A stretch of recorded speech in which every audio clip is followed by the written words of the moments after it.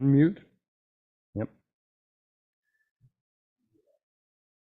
Okay, I want to welcome everyone to tonight's meeting, and we are going to start with a committee of adjustment, and we will start with the reading of the land acknowledgement. We will begin this meeting by acknowledging that we are gathering on land that has been inhabited by Indigenous people since time immemorial. We would like to recognize that we are in the Robinson Superior Treaty Territory, and the land on which we are gathered today is the traditional territory of the Anishinaabe. Specifically, we acknowledge the neighboring community of Mishpigotton First Nation, for whom we have great respect. We also recognize the contributions of all the Indigenous peoples, including the Métis, in shaping and strengthening the community and province of Ontario. Okay, so we'll move on to the approval of the agenda. And Maury, would you read it? Moved by Councillor Hatfield, second by Councillor Pado. Resolved that the agenda for the Committee of Adjustment meeting of Council scheduled for Tuesday, February 6, 2024 be approved as presented. All in favor? Approved. Announcements. Are there any announcements?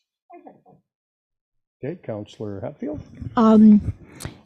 I had the privilege of working with Kathy last Saturday night at the rink, and it was a wonderful dance, very well attended.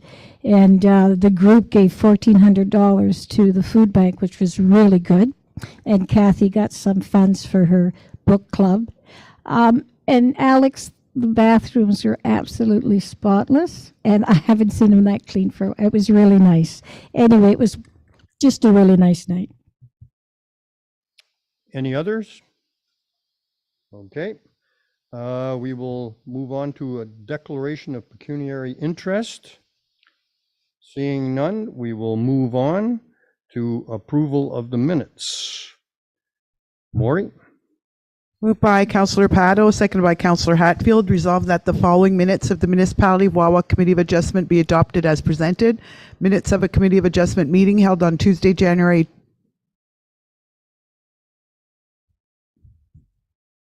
16th. Thank you. I don't have, and I was waiting. Tuesday, January 16th, 2024, as contained on pages 1 to 3, inclusive of the minute book. Okay. All in favor? Approved.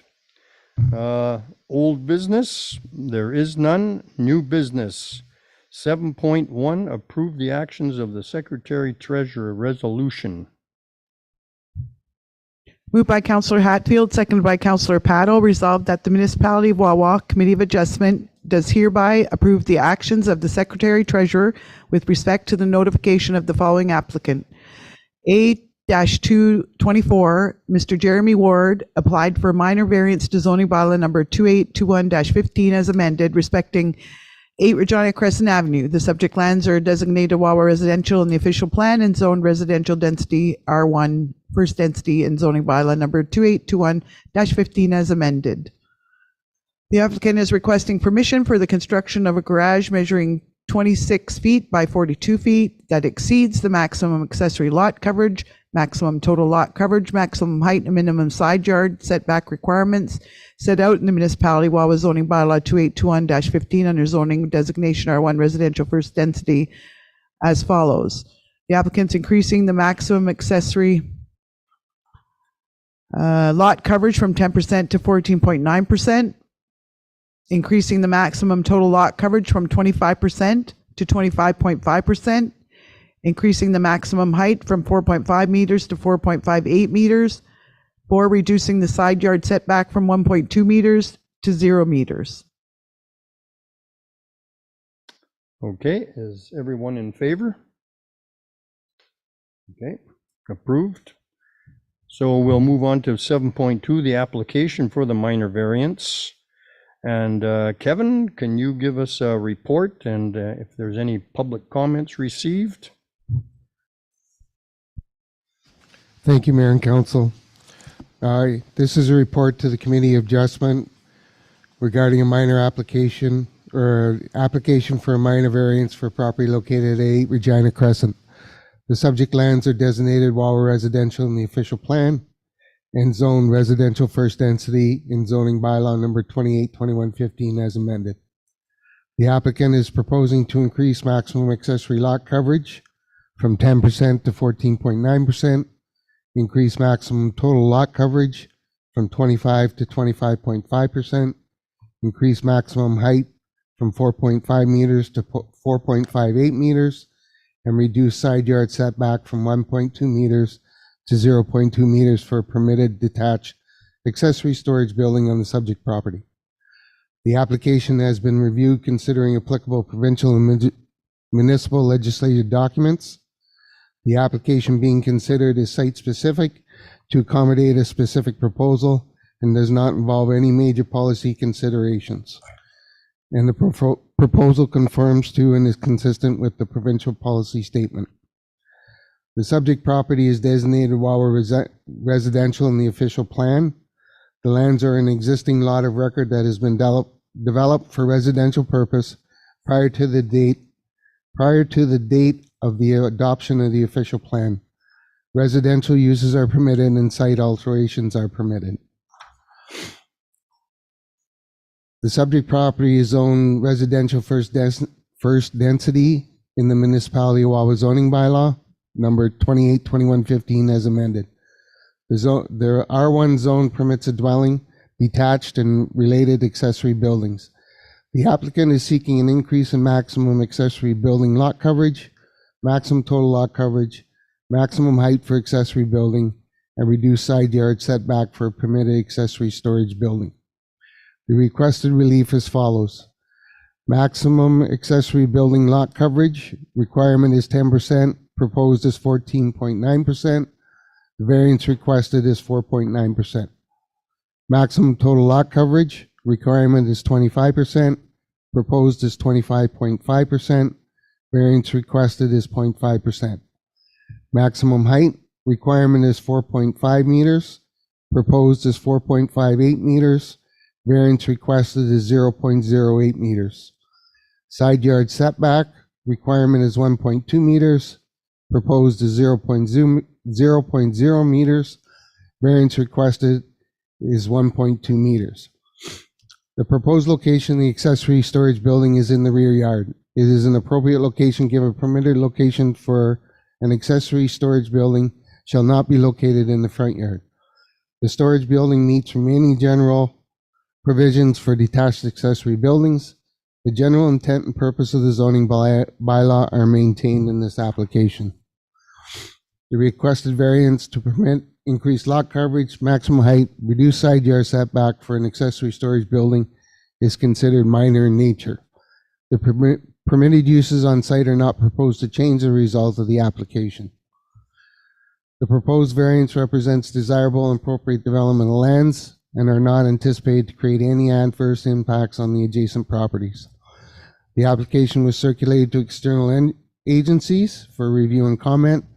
There were no comments or concerns raised that would preclude this application from moving forward. At the time this report was finalized, no public comments were received. The requested variance maintains the general intent and purpose of both the municipal Wawa official plan and zoning bylaw number 28/21 as amended. The proposal is desirable for the appropriate development or use of the land, building, or structure, and the required variances are minor in nature. The proposed application meets all four tests under Section 45.1 of the Planning Act, and the application is being recommended for approval, subject to the proposed conditions. It is recommended that the minor variance application file number A-2/24 for the property located at 8 Regina Crescent be approved. That the approved variance applies only to the proposed garage as shown on the approved drawings attached to the notice of decision. The accessory storage building should not be used for human habitation or an occupation for gain. The owner applicant should provide to the building department a copy of the decision of the Committee of Adjustment together with a copy of approved drawings when they make application for the building permit. Thank you. All right, do we have a resolution? Moved by Councillor Hatfield, seconded by Councillor Pado. Resolved that the minor variance application A-224 submitted by Mr. Jeremy Ward for minor variance to zoning bylaw number 282115 as amended, respecting 8 Regina Crescent described as Plan M-263, Lot 65, Parcel 5704 in the municipality of Wawa be approved, subject to the following conditions. 1, that the approved variance applies only to the proposed garage as shown on the approved drawings attached to the notice of decision. Number 2, that the accessory storage building shall not be used for human habitation or an occupation for gain. And number 3, the owner applicant shall provide to the building department a copy of the decision of the Committee of Adjustment, together with a copy of the approved drawings when they make an application for a building permit. Okay, all in favor? Okay, on that note, we will adjourn this meeting, and do we have a resolution on that? Moved by Councillor Hatfield, resolved that the meeting close at 6:41 p.m. Okay, approved. And now we will move into Committee of the Whole in a couple of minutes. And Mr. Ward, you don't have to stay if you don't want to.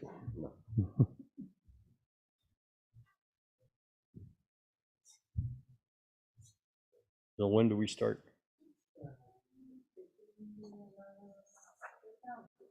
We're in the Committee of Whole. Okay. Okay.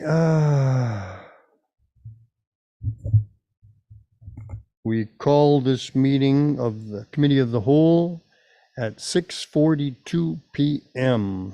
and everyone's present. Okay. Are there any disclosure of pecuniary interest?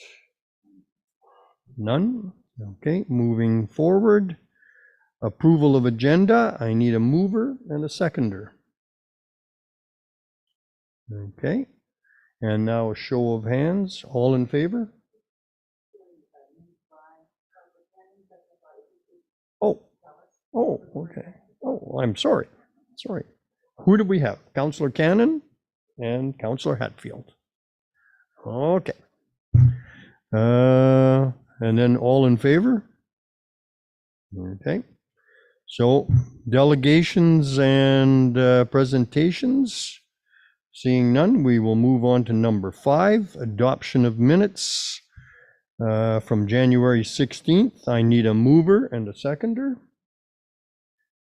Councillor Mitch and Councillor Joel. All in favor? Okay. Item number 6, seeing none, we move on to new business, monthly reports. Seeing none, we move on to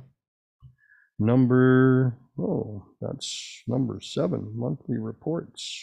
Okay. Nothing there.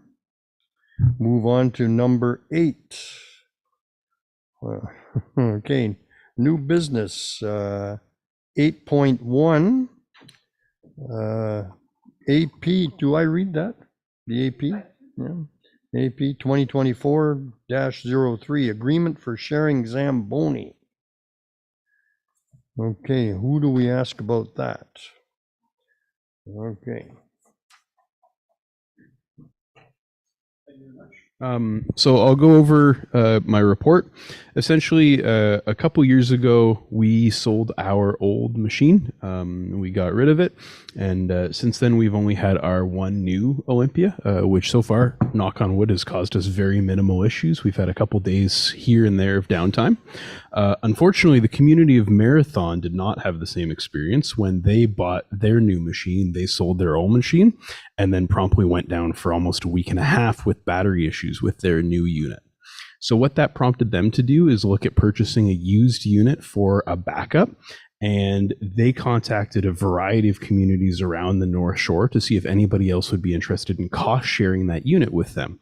As a community, we decided, very similar to other communities, that we can't actually afford to have 2 units with one sitting there for most of the year. But between 5 or 6 communities, of course, that cost is minimized.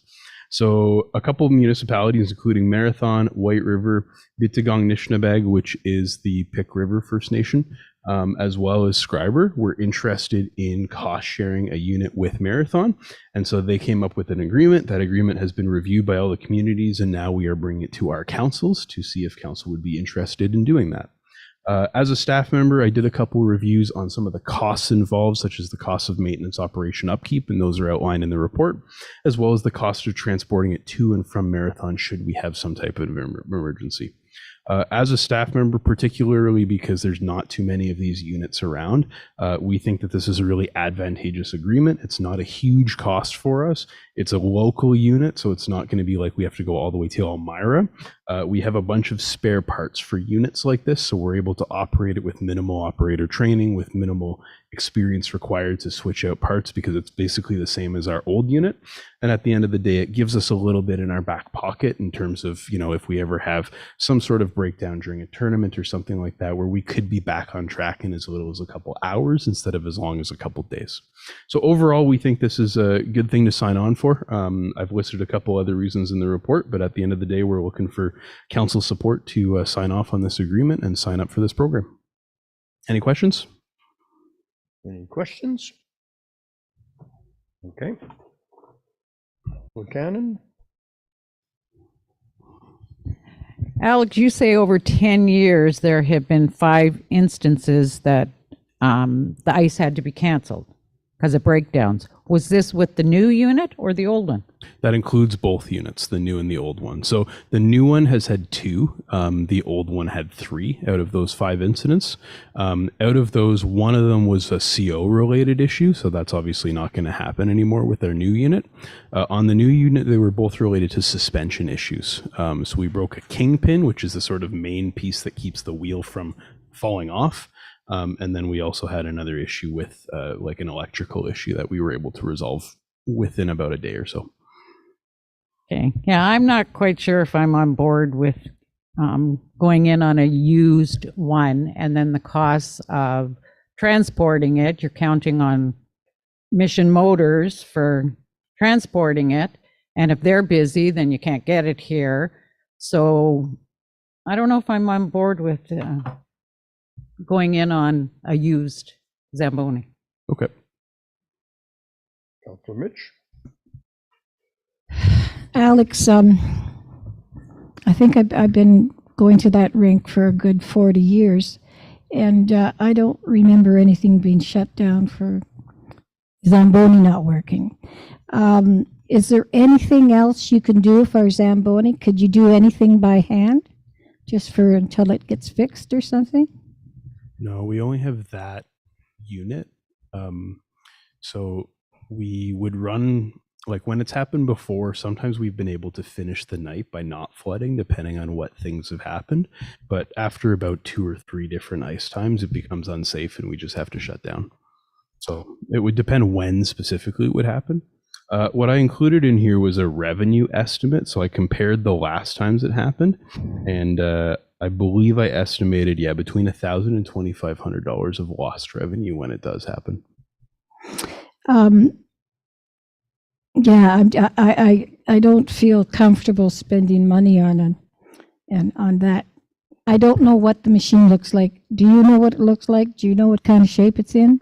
Yeah, so Olympia has a used program where they essentially take machines that larger centers are not using anymore. They refurbish them at the factory and they sell them. And so quite a few smaller communities, like I'm talking like 800 to 1,000 population, would purchase one of those as their full-time units. So they are in refurbished shape. They're certainly not in brand new shape. But for the amount of hours that we're talking, the 5 communities might use it over a year, I estimate that it would be a pretty good lifespan on it. We have to make a decision tonight. Not necessarily, no. I believe we're the last community to sign it just because of how everybody's council meetings kind of came out after the agreement. And all the other communities signed? Yeah, all the other communities have signed. Yeah, it's about a $4,300 initial cost, which is within our budget. Well, I'd like to hear from the other 2 councillors too. They work there. I didn't. Councillor O'Connor? You're saying this is going to be stored in Marathon? That's correct. And who's going to be hauling it? It would depend on who's available at the time. I got a quote from Mission Motors just to get an actual price, but anybody with a float could haul it. So it could be Mr. Terrace, it could be Provo. It depends on who we get. Just something I'm curious about. You said it could be up and running in a couple hours. I don't know how we'd get the marathon and back in a couple hours. I mean, 4, if you want to call it Yeah. an actual number, right? Yeah. Or if you get the marathon company to come in 2 and a bit. But Whatever. looking at it logically, it's going to be a day or something anyway. If by the time you get hold of people, because we don't know if anybody's using it, not using it. So there's still going to be a time frame that will probably be down anyway. Okay. Okay, I'll take a crack at this. So it's going to cost us $4,300 plus HST to buy the machine or to help the other communities. Mhm. That's it. That's to buy our share of it. Yeah, okay, so then after that, Yep. it's strictly yearly maintenance. Yeah, it's strictly yearly maintenance after that. They assume is about, what, $1,500 a year, so split between the 5 communities, you're looking at $300. Yeah, that's what I estimated. Absolutely. And then the transportation and fuel costs if we And ever that's do need to borrow. only if we break down and we need it. Yep. So that's a lot cheaper than going to Elmira. Yeah, when I put in my report, the last time we transported something from Elmira was $8,000. Mm-hmm. Well, another question? You just said that you lost about $1,000 to 2,500. You're not going to make that up anyways because it's going to cost you that to transport it from Marathon. So it's not really a win-win situation. I mean, you're going to lose that money, and if somebody else is using it, or if it breaks down when we have it, then we're responsible to fix it. Mhm. So there's going to be another cost if, I'm not saying like you did, but it's a used machine. Yeah, I think that when we would, like, let's say our Olympia breaks down, the decision to get the unit for Marathon or not would be based on what we have rented. So if it breaks down an average Wednesday night and we can get parts from Olympia in 2 or 3 days, it makes more sense to just be down for the 2 or 3 days financially, right? That's obviously a different case if it breaks down, a Thursday and we have a Friday, Saturday, Sunday tournament coming up where we're generating a lot more revenue and there's a service expectation from the community. So we would, as a staff, have to make that decision about whether it's worth it to get the unit or not, given the specific time frame that it breaks down. And if it's available. And if it's available, of course. Okay, I'm still not. Well, that $8,000 from Elmira, is that one way or two ways? That was both ways. Yeah, so Yeah. 8,000 there and 8,000 back? No, 8,000 there and 4. back. Yes. Okay. Yeah. hmm Yeah, because what happened is when we had our machine with the CO failure, then we got a machine from Elmira and they gave us a machine for free, but we needed to transport it. So to get the machine there and then to bring the machine back afterwards was $8,000 in 2018, I'm going to say. When we bought our drills, they had somebody come to fix them wherever we were. They don't have anybody come to fix them? How much did we pay for that? We paid $175,000 for it. They do have folks to come fix them. Typically, it's what is wrong with it and whether it needs to get sent out or not. So, for example, in Marathon, they had an issue with their entire batteries, which is like built into the frame of the unit. So they had to send the unit out and get it back. When we had our failure of the Kingpin, well, our mechanic took care of it. They sent us the part. We got it in a couple days, and then our mechanic took care of replacing it. So it's very dependent on what's wrong with the machine. Thanks, Alex. Well, Maury, what do you think? If council wants to vote on this matter, it's not an item on tonight's regular agenda, but we can put it forward to the next regular meeting on February 20th as a bylaw, because it is agreement, and then council can make a vote at that time unless council wants to direct otherwise tonight. It will go forward as a bylaw.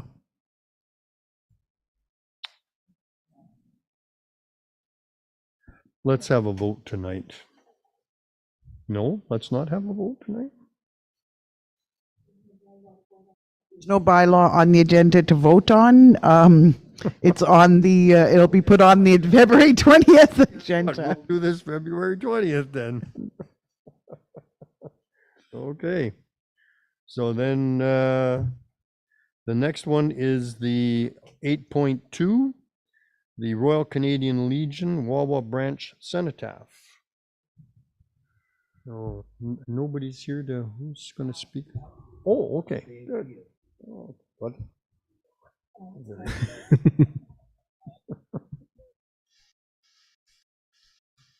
Thanks.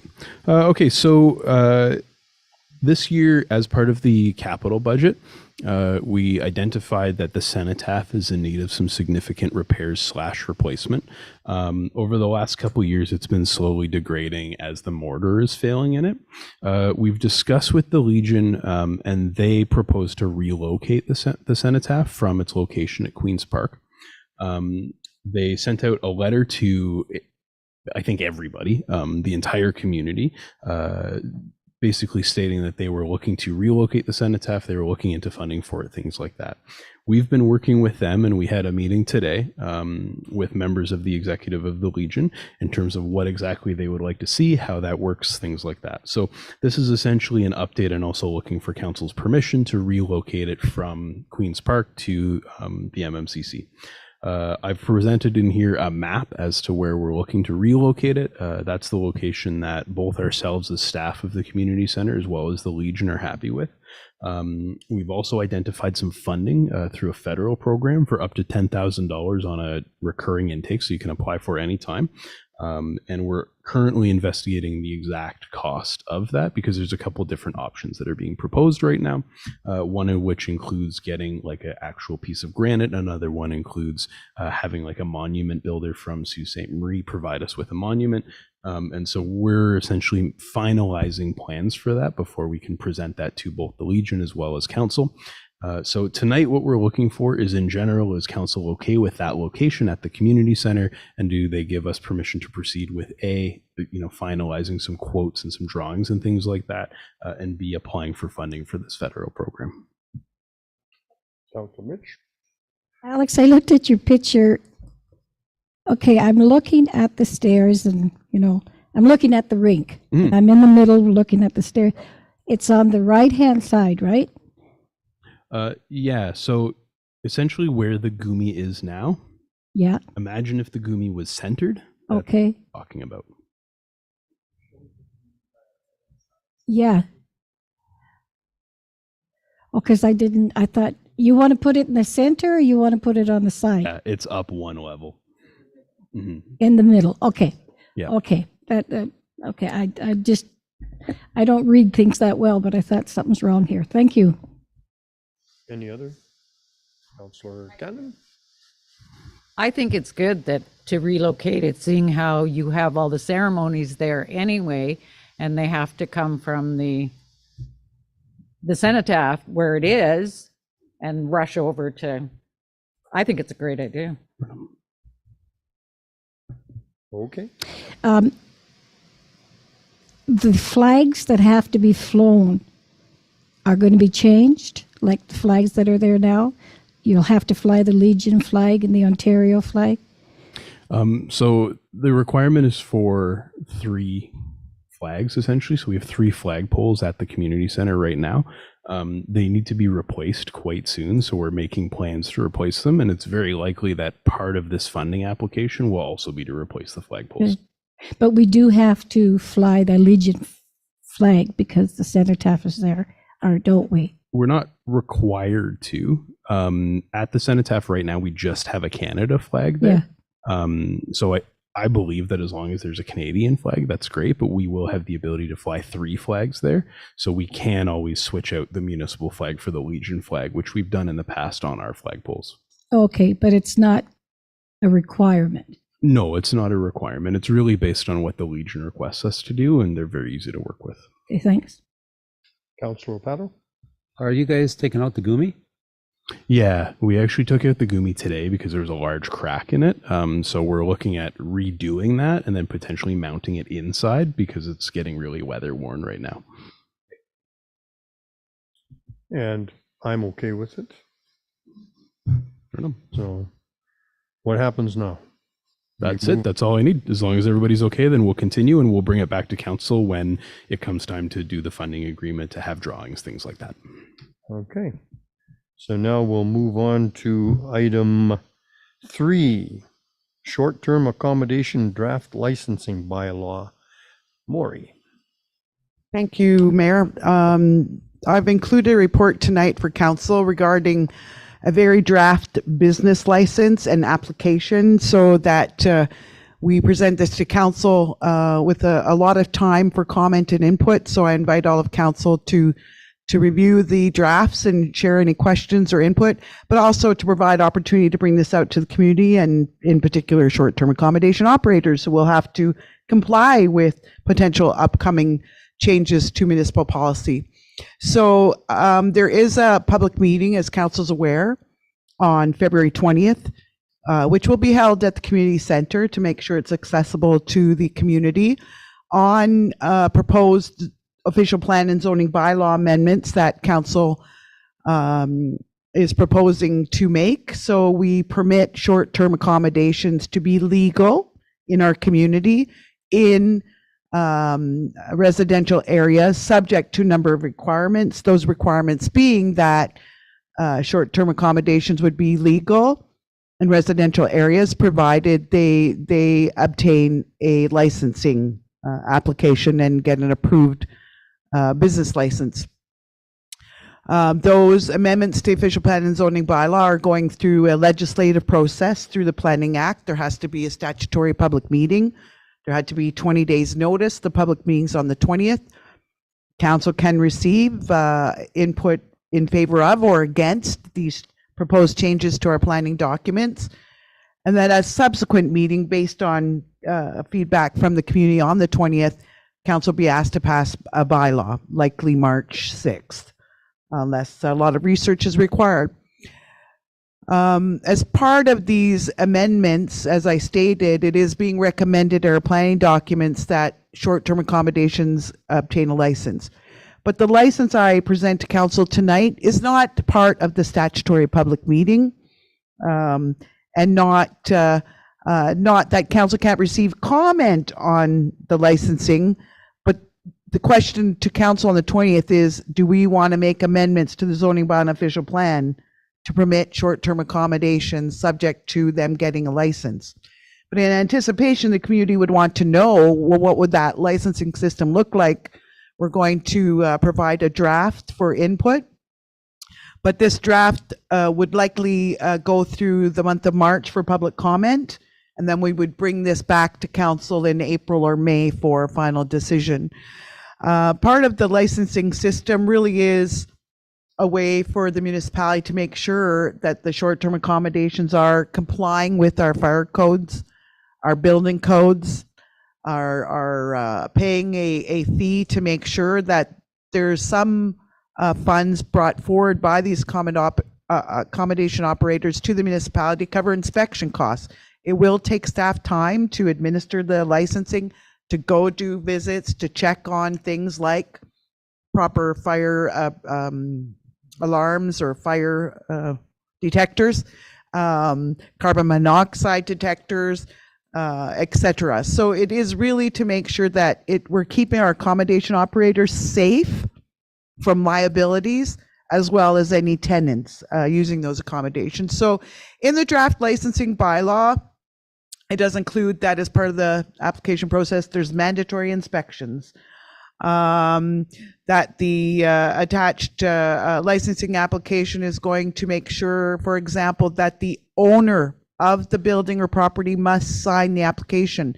There is a recent case this week, I see Councillor Cannon nodding, where a condo owner, unknowingly, the tenant was leasing it out for short-term accommodations, and there was a mess, or there were some issues with it.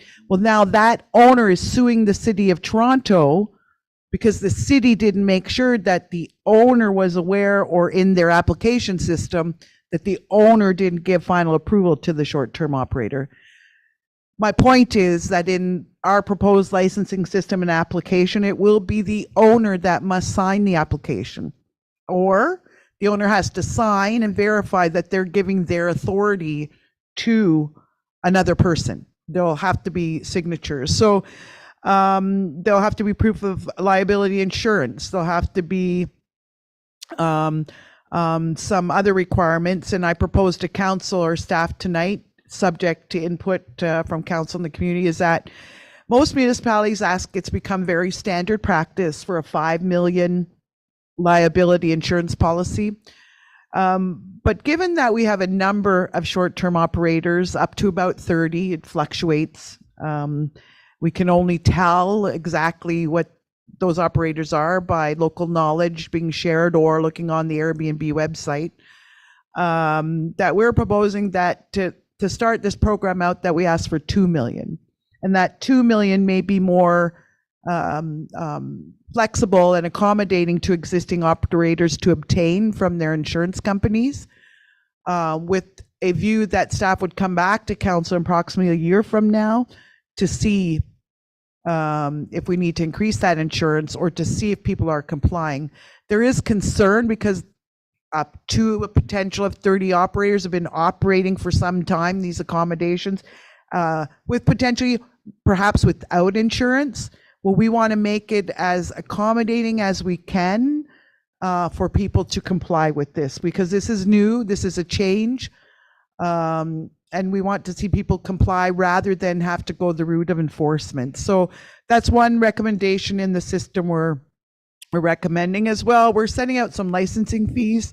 We did a lot of research, but to be fair and based solely on cost recovery only, the municipality is not looking to charge licensees a fee that makes us a profit. We're just looking for a fee that covers staff costs. We're proposing that fee in the first year be $300. With the chief building official, we looked at how much time it's going to take to visit and process, and we figure depending on the application, on average, it could be 3 to 4 hours. But of course, that depends on several factors. So for our first year, $300, and then for every year after, it's just a renewal. You don't have to go through the whole application process again, but like we do with our existing business licenses in the community, you pay a renewal fee, substantially reduced, and we're recommending at 50% of the rate. So the annual renewals would be $150. These licenses aren't transferable to new owners. A new owner would have to come in. Obviously, if we take the insurance example, insurance changes, maybe they make changes to the dwelling, so they're not transferable, but they can be renewed if we have no instances of chronic complaints around noise or disturbances or violations. They'll just automatically be renewed, and that's how we treat our existing business licenses. Now, in some municipalities, it is recognized that, and not maybe so much a problem in Wawa, that a number of property purchases are made by people who don't live in the community, or properties are rented out and they're not owner occupied. So we might have examples in Wawa, and we do, where whether it's an apartment or a full home, it's being rented out to short-term accommodation users, and the owner doesn't live on the premise. So the facts are, and the trends are, that it is more likely that you'll have disturbances and issues when the owner isn't in the dwelling that's being rented partially. So we are proposing that a non-owner occupied short-term accommodation pay a slightly higher rent, that they, not rent, annual licensing fee at $500, with $250 be charged for every year after. Based on other research with other municipalities, it takes a lot more time for staff overall to make sure compliance on non-owner operated, harder to get a hold of people who don't necessarily live in the dwelling if there's issues. So it takes more time to monitor and enforce our bylaws. So that is the proposal. But again, we put this to council for consideration and put it out there from the community. If this maybe comes back to council as a hardship, these figures would be modified pending on what comes back from the community. If council agrees with this licensing program, we're going to launch it likely this summer, and then we'll come back to council a year from now to see how the system's working in terms of making sure that the health and safety and the protection of all our residents is kept at the forefront. So basically, we're just bringing this to council so we can, for the month of March, make sure that we bring this out to the community, that council's aware that we have a draft licensing bylaw. People can comment on this, certainly to council at any time or at the February 20th meeting. But this bylaw itself is not subject of the public meeting. So if there's any questions, I'd appreciate it. Thank you.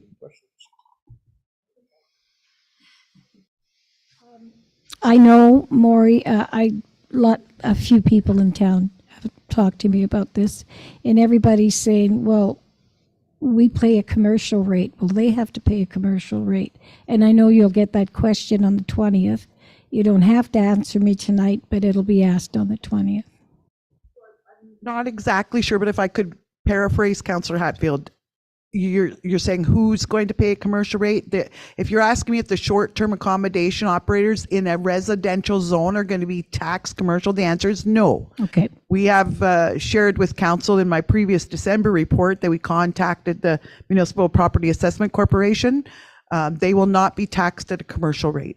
And I will tell them, but you will probably get that question again. Councilor Rapato. Okay, I have a question.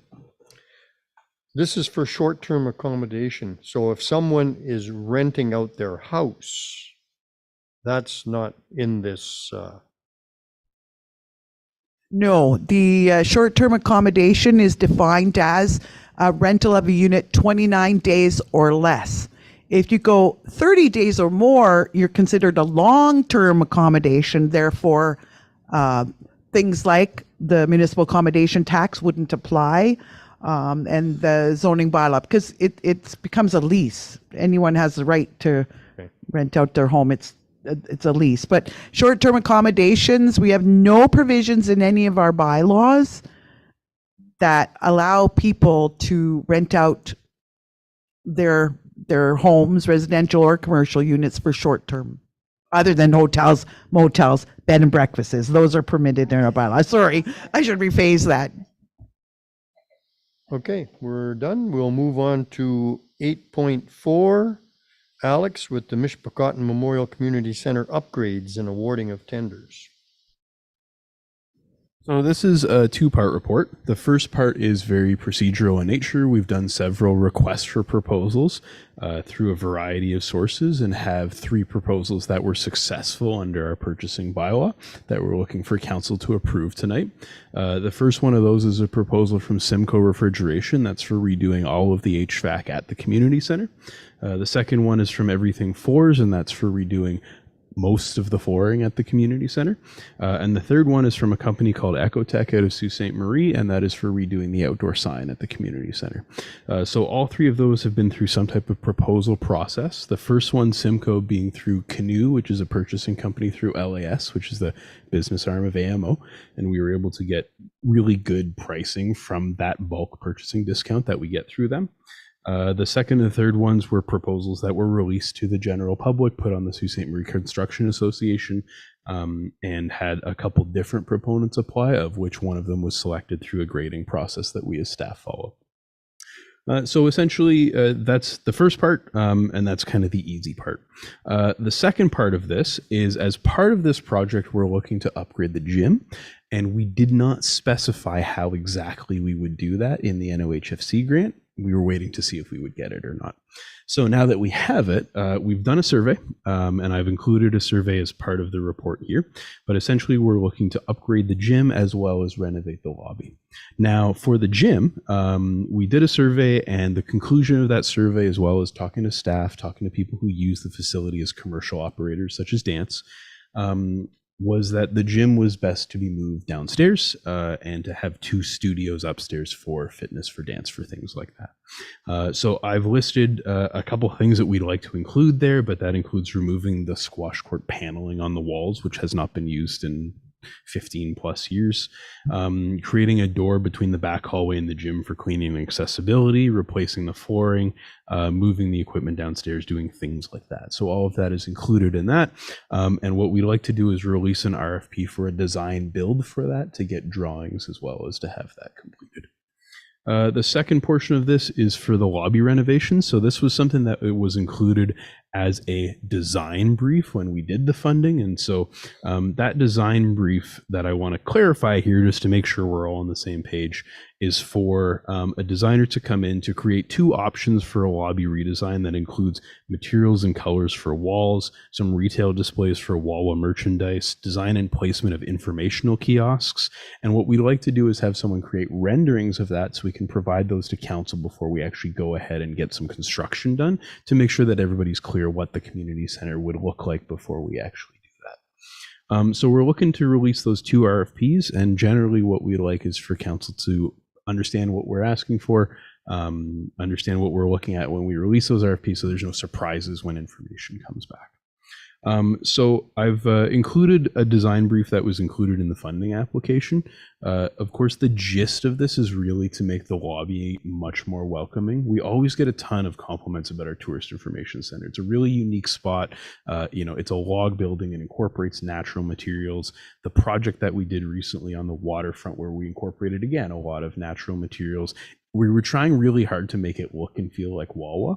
And right now, when you come into the community center, besides the geese hanging from the roof, it looks like every other rink that was built in the 90s. So we're looking to update and refresh that, and really provide some tourist information specific things in there, such as kiosks, and especially like sales of our merchandise, which people from the town ask for all the time in the wintertime from us, to make that more functional year round.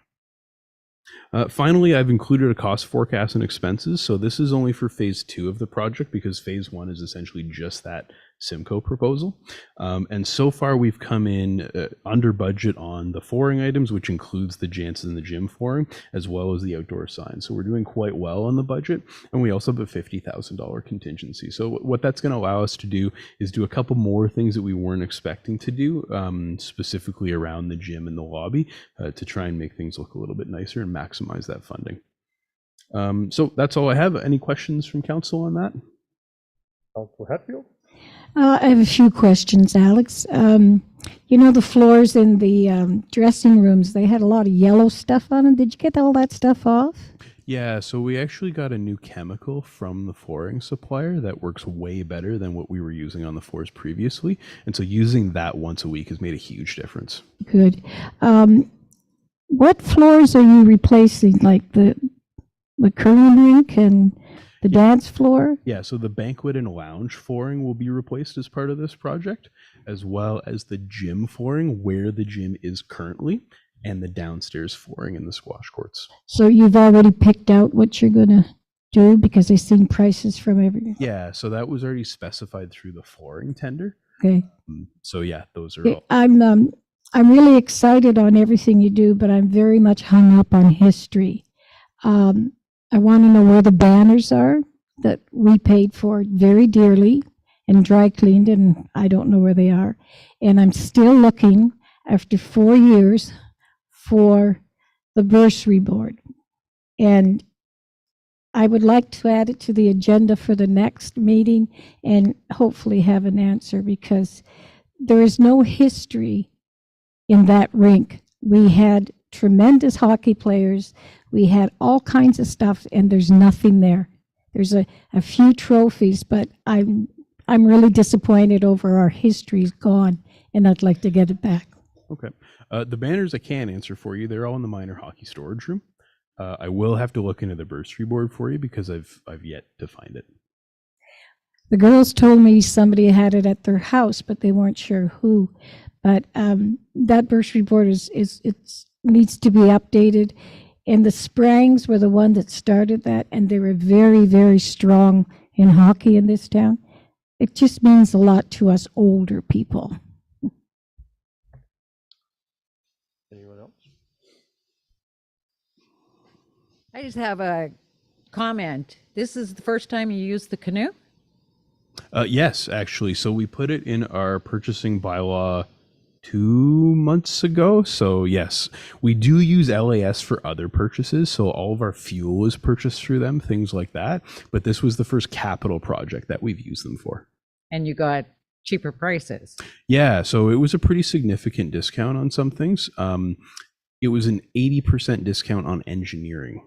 Wow. Yeah, which is pretty spectacular. And then a pretty significant discount on other stuff too. So we came in $70,000 under budget from getting that pricing.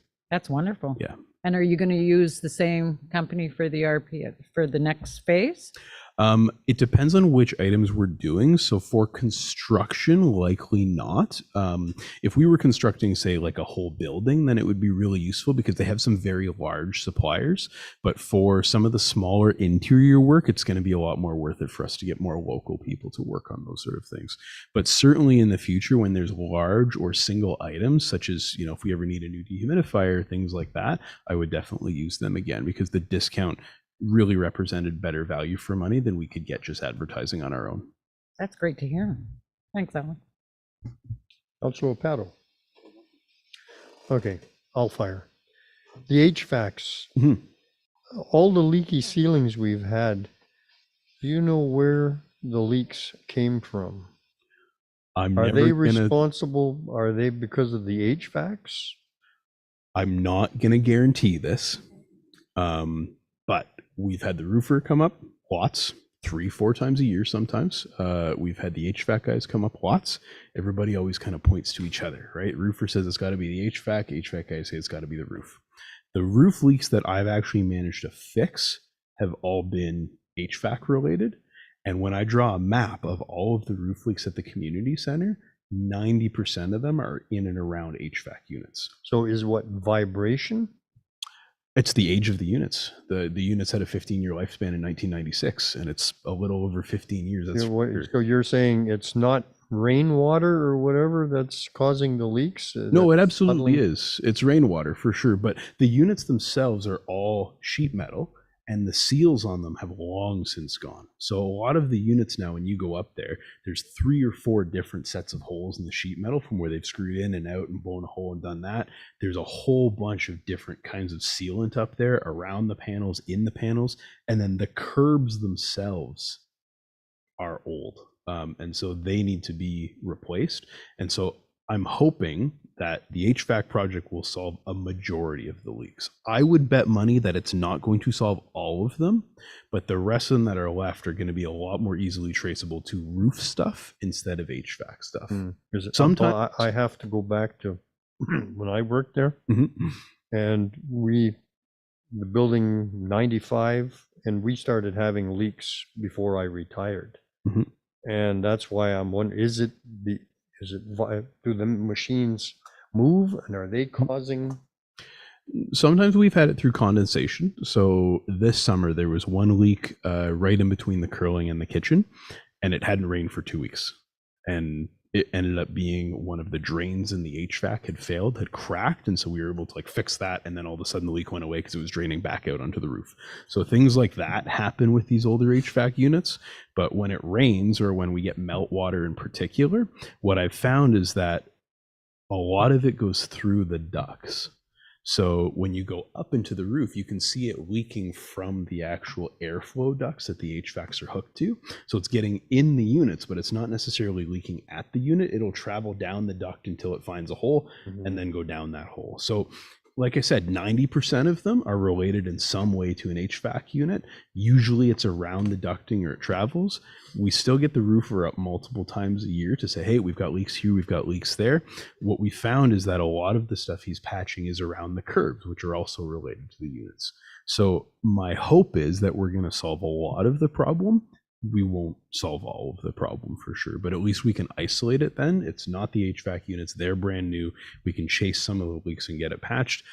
And of course, in the capital budget, we do have provisions for a roof in a couple years because it will need some sort of resealing or recoating. It is a membrane roof. It's been there since 1996. It's not going to last forever. And then the other question is with the flooring. Mhm. I see you have 28 mil or 22 mil. And there's quite a cost difference there. Mhm. So the costs that I've included are all the thicker flooring. And the idea there is because we're under budget and we need to maximize that funding. Okay, so It's- you want the thicker, Yes, because it'll last longer, Yes. right? Fundamentally, that's the wear bar on the floor. And you can see it in our floor where it's worn through the wear section. It's into essentially the foundation of the floor, for lack of a better word. So this floor, what I'm recommending is to go for the thicker options wherever possible, because it's just going to last us longer. I've spent 7 years trying to get this funding, and I'm expecting that when we have to do it again, it's going to take just as long to get some more. So we need to do it right the and first time. that flooring is for the gym and for the fitness areas? Is that the same flooring you're going to put into the banquet hall and There'll be different floors. you'll be able to dance on the floors in the, That was for sure a consideration. Okay. Yeah. So mine, in terms of our decision making, when I spoke with our local contractor to spec out which floors we were looking for, the number one priority was durability. I want it to last a long time.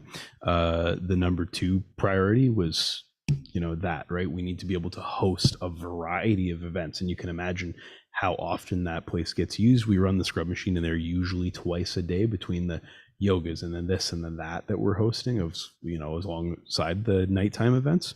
So those were really the main considerations. okay. Another question? Yes, but I might be on the wrong. Alex, you were talking about upgrades and all that stuff. Oh, shucks. I'm on the wrong number. I'll ask you after. Sorry. Okay, we'll move on to number 8.5, Ontario Provincial Police Detachment Boards and Board Composition. Maury? Thank you, Mayor. For information, I'm sharing with council that recently the Solicitor General did post on the Ontario Registry for public comment up until, I believe, February 13th. The regulations around the board composition of the new OPP detachment board in our area will be the Superior East Detachment Board, of which tonight on the regular meeting, our Deputy Mayor, Councillor Jim Hoffman, has agreed to put his name forward to sit on the new detachment board coming up on the regular section. So we thank Councillor Hoffman for that. This registry does give council and the community and all our surrounding partners opportunity to comment on the regulation that sets out, number one, that there'll be 5 members of council sitting on the board, 1 from Wawa, Duberville, White River, Hornpain, and Chapleau, and that 2 community representatives will sit on the detachment, and the municipalities will be responsible for those 2 appointees. And then there'll be 2 provincial appointees for a total board of 9. The regulation also covers the term of office, which basically does state that it'll follow a term of council, but there can be a 6-month extension, for example, on a provincial appointee, because it will take usually that long to get to replacements. It's a process, so they want to leave people in place before the new representatives come on board. Remuneration of the provincial appointees, the regulation states that provincial appointees will be paid a stipend, a remuneration as determined by the detachment board. It does not state that other members will get remuneration, but again, that will be part of the board's discussions when they're formed and budget requests of each council in the area. And then the other part of the regulation deals with allocation of costs, and the way the regulation is worded, that all cost of a detachment board will be shared equally among all partners, so all municipalities or member communities on the board, unless the board unanimously agrees at another formula for sharing board costs. So there's option for change, but it has to be by unanimous consent. Staff have no recommendation for council to make regarding this matter in terms of recommending any comments be made on the registry to this legislation. it does match with what all the member municipalities had gotten together 2 years ago and had requested that each municipality have a voting member on the new detachment board. And there's certainly opportunity for the community to comment on the registry or council to do so. So I've attached the regulation. There'll be more to come as it looks like with some training plan for next week. It looks like indications are that on April 1st, 2024, our existing Wawa Police Board dissolves and the new Regional Detachment Board comes into place. Thank you. Any questions?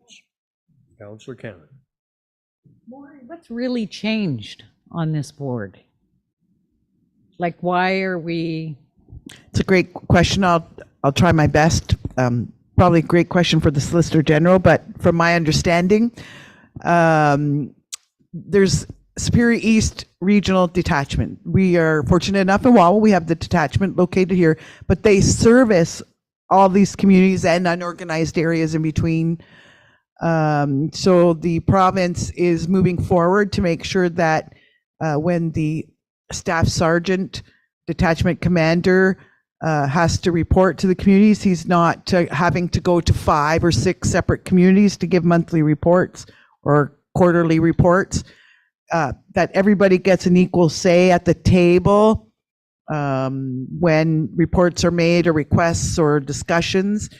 There are new powers with these new boards that aren't enjoyed by our Wawa board that's in place today, the police board today, which is comprised of only 3 members. And those powers have that this new board will have more say and input on evaluating performance, on selecting detachment commanders or staff sergeants, and I think more say into the budget. So there's more powers with the new detachment board. So the why, if I'm answering your inquiry, is basically also to lessen the workload of the detachment commander, who in an area like ours, but this is being applied equally across all of northern and southern Ontario. But I've talked to many northern communities like Dryden recently, who's being amalgamated with the First Nation and I think Pickle Lake.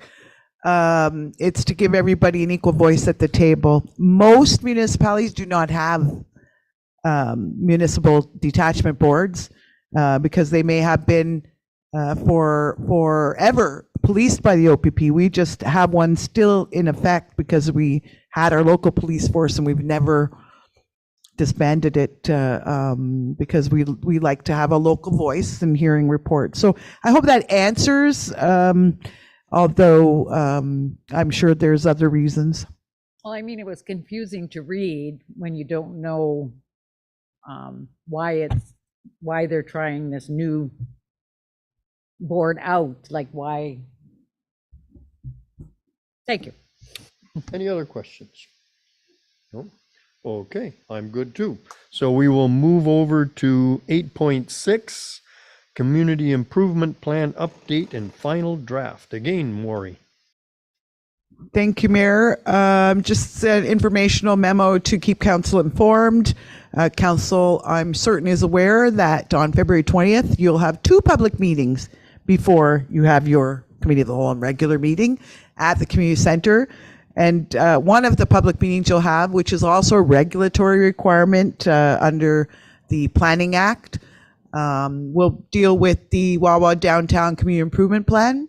The draft plan has been shared with council and has been shared with the community and is available because we had to publish notice 20 days in advance. Council will have a public meeting very similar to the process of the short-term accommodation.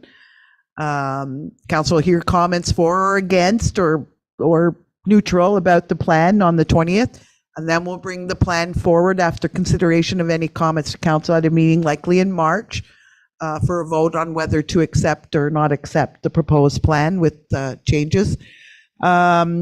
The meeting will be at the Mitch McCott Memorial Community Center Banquet Room again at 6:30, so we can encourage people to attend. The consultants will present a report to council at that night, so it's presenting to the community an outline of this plan.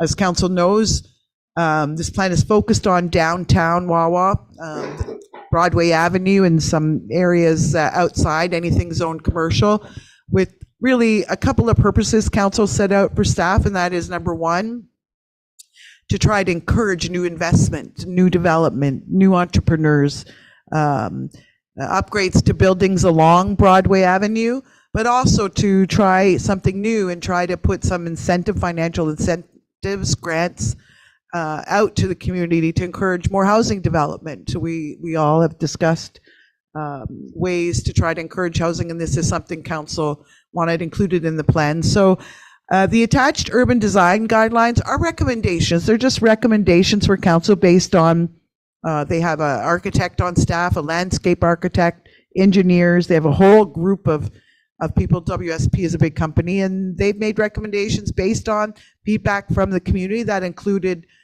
class from the high school. Councillor Hoffman and members went on a walkabout. We had an open house a couple of weeks ago. We had input from the community then, but they aren't part of the statutory public meeting again on the 20th, but they're given to council almost as an appendix to the community improvement plan. So council can hear recommendations from the community, how we might improve, for example, our crosswalks, our intersections, the lighting, the appearance of our community with benches and lighting. So they're urban design guidelines. They're in no way intended to make council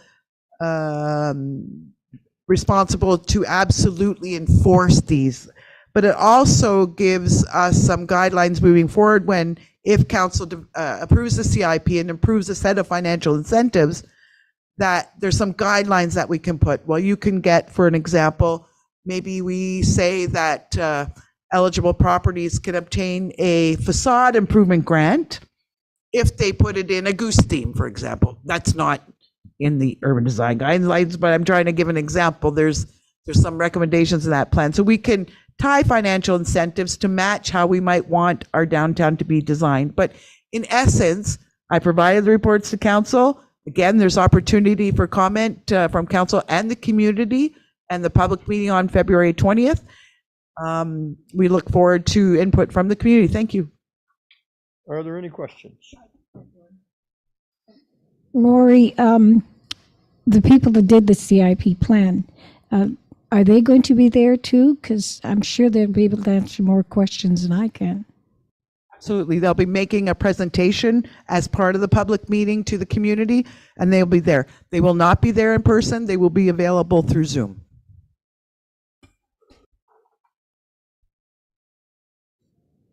Reading the phasing plan, you say that you're starting like at the Goose Nest, and that is deemed short to midterm, but then down where you're just coming into town is deemed medium to long term. Can you explain that? Like, if you're just coming into the town, wouldn't you work on first impression first? Is that what I'm getting out of this, that you're going to start at the Goose Nest and work back, or you? I apologize. I've left my plan, so I can't answer your question. I have to look at the plan to remind myself. I would say, Councillor Cannon, that I agree with the essence of what you're saying. In my opinion, you would start at the entrance. So I'm a little bit confused, and I will have to get back to you on the questions clear. But again, these are recommendations. So even if the plan would say, one end of Broadway should be a priority and the other end a lower term, council always has the final direction to say, these are the things that we think are a priority. So they're recommendations, but I apologize. I'll have to get back to you. Yeah, it's a good plan. Like, I really enjoyed reading it. I enjoyed the ideas and what they have, the recommendations. I'm looking forward to the rest of it. Councillor Rapato? No? And all I got to say is the same thing as Kathy. I enjoyed reading that thing, and there's a lot of nice, interesting stuff in there. Okay, so we will move on to number 9 in camera. There are none, so we will move on to number 10. business arising from the closed session? There is none. We'll move on to the next item, number 11, next meeting date. Next meeting date is scheduled for Tuesday, February 20th at 6:30 at the Community Center. And then now we will go into adjournment. And the meeting will close at 7:40 p.m. I need a mover. Councilor Opato? All in favor? Okay. Thank you. We will take a minute to move into the regular council meeting.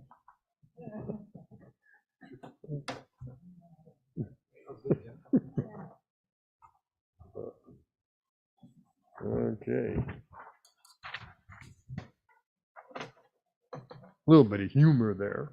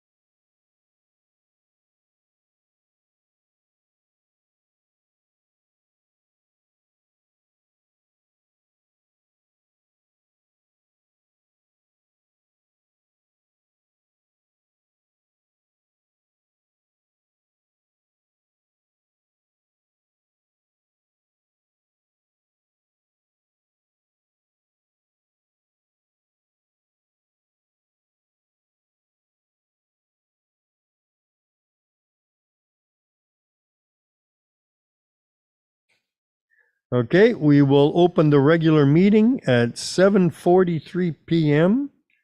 And note the members present. Everybody's here. Okay, disclosure of pecuniary interest. Seeing none, we'll move on to number 3, approval of the agenda. I need Maury to read the resolution. Moved by Councillor Hatfield, seconded by Councillor Cannon, resolved that the agenda for the regular meeting of council scheduled for Tuesday, February 6, 2024 be approved as presented. Okay, so we're not going to carry this right now. I would like to put forth a motion to sever bylaw 3671-24 from the agenda and correspondence resolution, and refer to the next committee of the whole meeting for further discussion. So I need a mover. Mover and seconder on that motion. Sorry, Councillor Cannon is the mover. We need a seconder. Councilor Opato seconds the motion. And then all in favor. All in favor? Carried. So then I'll reread the resolution to read, if moved by Councillor Hatfield, seconded by Councillor Cannon. Resolved that the agenda for the regular meeting of council scheduled for Tuesday, February 6, 2024 be approved as amended. All in favor?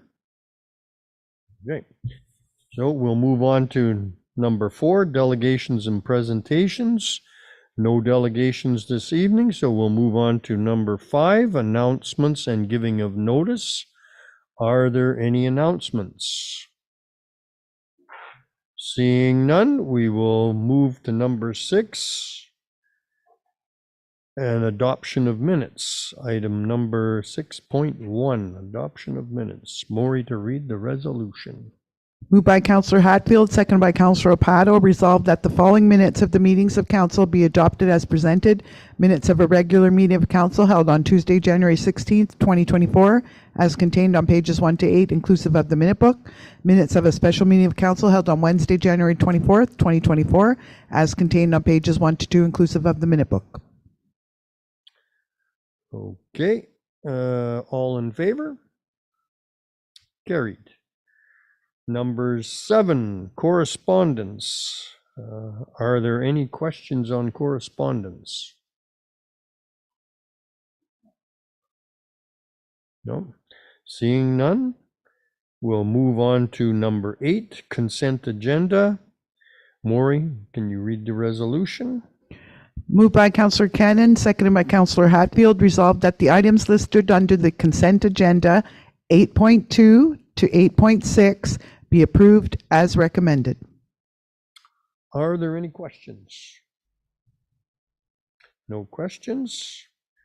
We'll move on to number 9, staff reports. I'm sorry, Mayor, did you request all in favor? All in favor? I didn't see that there. Thank you. Okay. Now, staff reports.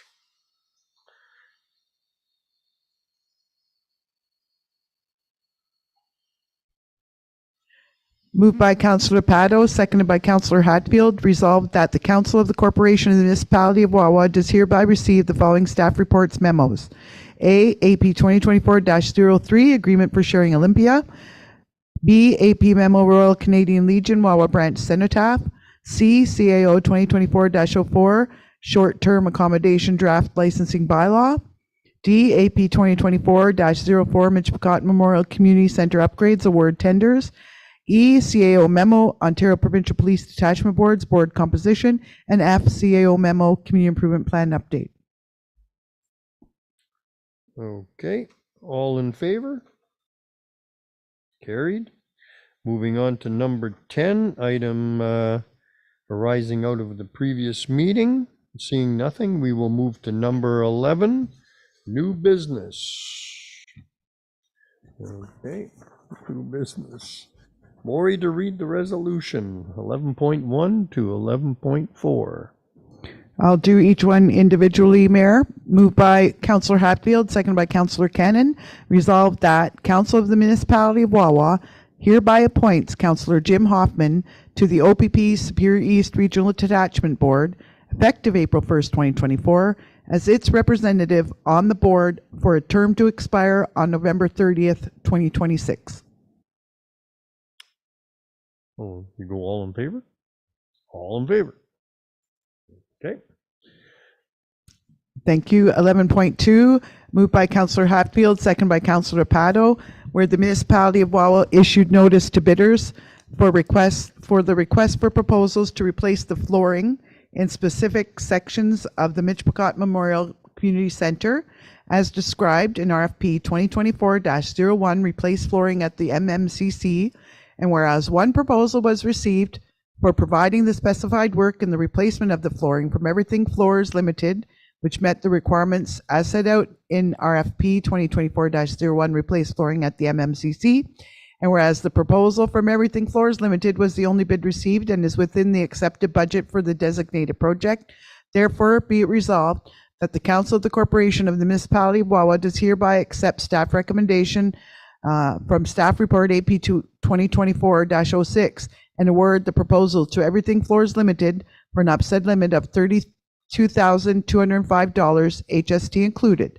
And furthermore, that the clerk be directed to prepare a bylaw to enter in a contract agreement with Everything Floors Limited at a future regular council meeting. All in favor? Carried. 11.3, Moved by Councillor Apato, seconded by Councillor Hatfield, whereas the municipality of Wawa issued a request for quotations to replace the outdoor sign at the Mitchpocot Memorial Community Center as described in RFQ 2024-01, replace outdoor sign at the MMCC, and whereas 2 quotes were obtained for providing work as specified in the RFQ 2024-01, replace outdoor sign at the MMCC, and the quotation received from Ecotech Limited met the requirements as set out in the request for quotations and was the lowest bid received. Therefore, be it resolved that the Council of the Municipality of Wawa does hereby accept the staff recommendation from AP 2024-06 and awards the supply and installation of a digital sign of the same size and orientation of the existing outdoor sign to Ecotech Limited for an upset limit of $30,114 plus HST. And furthermore, that the clerk be directed to prepare a bylaw to enter into a contract agreement with Ecotech Limited at a future regular council meeting. All in favor? Okay. And 11.4. Moved by Councillor Hatfield, seconded by Councillor Apato, whereas the municipality of Wawa obtained funding to replace the Mitchpocot Memorial Community Center HVAC system, and whereas the municipality of Wawa policy FT001 procurement policy section 3.2E, enacted by bylaw number 3628-23, allows for cooperative purchasing where it is in the best interest of the municipality to do so, and whereas the municipality of Wawa received pricing from Lass Canoe Procurement for the supply and installation of new HVAC units for the MMCC as part of the MMCC Modernization Project Phase 1. Therefore, be it resolved that Council of the Municipality of Wawa does hereby accept the staff recommendation from Report AP 2024-06 and awards the supply and installation of a new HVAC system to Simcoe for an upset limit of $1,065,446 plus applicable taxes. And furthermore, that the clerk be directed to prepare a bylaw to enter into contract agreement with Simcoe at a future regular council meeting. All in favor? It's carried. Now we will move on to item number 12, notice of motion. Being none, we will move on to item number 13, bylaws. And Maury, you're up. Moved by Councillor Pato, seconded by Councillor Hatfield, resolved that the following bylaws be introduced and read a first, second, and third time, and finally passed, and that the mayor and clerk do sign and seal the same, any rule of this council to the contrary notwithstanding. Bylaw number 3669-24, to confirm the proceedings of council at its meetings held on the 24th day of January 2024 and on the 6th day of February 2024. Bylaw number 3670-24, to authorize the municipality of Wawa to enter into an agreement with Naturally Superior Adventures respecting a land use permit. Bylaw number 3672-24, to authorize the change of name of a local municipal road known as High Falls Road to Scott Falls Dam Road in the municipality of Wawa. Bylaw number 3673-24, to authorize the borrowing upon reserve funds in the amount of $414,110.12 for the purposes of the municipality of Wawa. Bylaw number 3674-24, to enter into a lease agreement with MZY Pharma Inc. for the lease of premises located at 63B Broadway Avenue, Wawa, for the Wawa Goose Seniors Club. Okay, all in favor, or are there any questions? None? Okay, all in favor? Carried. Now we move to next meeting date, Tuesday, February 20th, 2024 at 6:30 p.m. at 3 Chris Simon Drive, Mishpocotton Memorial Community Center Banquet Hall. And item number 15, adjournment. We close the meeting at 7:54 p.m. Thank you. Moved by Councillor Hatfield, seconded by Councillor Pato. Resolved that the meeting closed at 7:54 p.m. Great, it's over. All in favor? Thank you. All in favor.